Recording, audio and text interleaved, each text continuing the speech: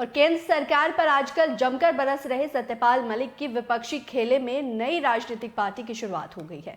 मधुलिमा के जन्मशती समारोह में विपक्षी दलों के कई दिग्गज नेताओं की उपस्थिति में उन्हें एक बार फिर से केंद्र सरकार पर जमकर हमला बोला।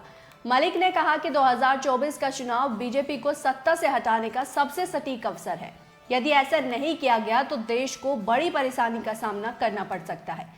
जम्मू कश्मीर के पूर्व राज्यपाल सत्यपाल मलिक ने इस कार्यक्रम के भाषण में कहा कि हमारे सिस्टम में जो भी बेहतर था उन सबको धीरे धीरे समाप्त किया जा रहा है। उन्होंने कहा कि किसी देश की संवैधानिक संस्थाएं उनकी प्राण होती है, उन्हीं के सहारे देश की व्यवस्था को संचालित किया जाता है। उन्होंने आरोप लगाया कि देश की 70 साल की आज़ादी में जो भी संवैधानिक संस्थाएं बनाई गई उन सबको एक एक कर समाप्त किया जा रहा है। आरएसएस के एक नेता पर गंभीर आरोप लगाने के बाद लगातार सीबीआई से पूछताछ का सामना कर रहे सत्यपाल मलिक ने कहा कि अब तक ये माना जा रहा था कि इस देश के इतिहास में इमरजेंसी का समय सबसे बुरा काल था। उस दौर से गुजरने के बाद देश ने ये सीख लिया था कि इस तरह का समय दोबारा नहीं आना चाहिए, लेकिन इस समय का जो काल है वो उस दौर से भी ज्यादा बुरा है। उन्होंने कहा कि इस दौर से जल्द बाहर निकलना ही देश हित में सही होगा।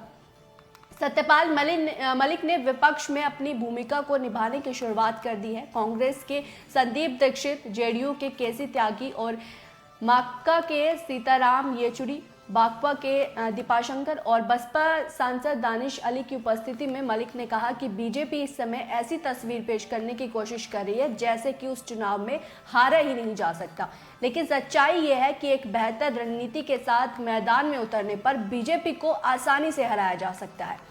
उन्होंने कहा कि सभी विपक्षी राजनीतिक दलों को इसके लिए गहराई से मंथन करना होगा और अपने कुछ राजनीतिक स्वार्थों से ऊपर उठना होगा। उन्होंने कहा कि आगामी लोकसभा चुनाव में हर लोकसभा क्षेत्र से विपक्ष का केवल एक ही उम्मीदवार खड़ा किया जाए।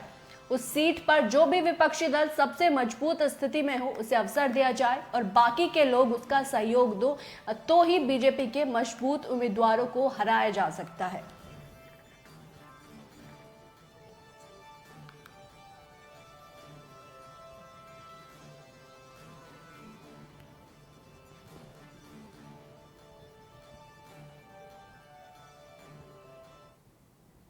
और सपा नेता आजम खान ने एक बार फिर से विवादित बयान दिया है, जहां उन्होंने कहा कि भगवान का बदला बहुत क्रूर है।